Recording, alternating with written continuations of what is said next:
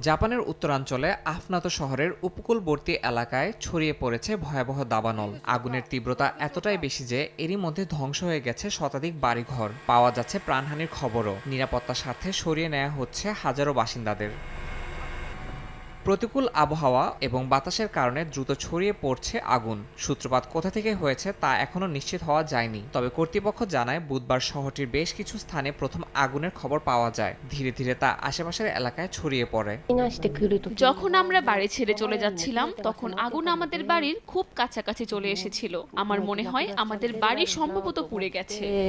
আগুনের তীব্রতা ঠেকাতে 7টি হেলিকপ্টার থেকে পানি ঢালা হচ্ছে। দমকল কর্মীরা একযোগে ক্ষতিগ্রস্ত এলাকাগুলোতে তল্লাশি চালাচ্ছেন এবং ক্ষতিগ্রস্ত বাড়িগুলোতে আটকে পড়াদের উদ্ধার করার চেষ্টা করছেন। স্থানীয় প্রশাসনের পক্ষ থেকে কয়েক হাজার মানুষের জন্য জরুরি আশ্রয়ের ব্যবস্থা করা হয়েছে। দমকল ও উদ্ধারকারী দল আগুন নিয়ন্ত্রণে সর্বোচ্চ প্রচেষ্টা চালালেও ক্ষয়ক্ষতির পরিমাণ ক্রমেই বাড়ছে। ধ্বংসস্তূপের নিচে কেউ আটকা পড়েছে কিনা তা নিশ্চিত করতে কাজ করে যাচ্ছেন উদ্ধারকর্মীরা। ইয়াসিন মোহাম্মদ জিসান, সময় সংবাদ।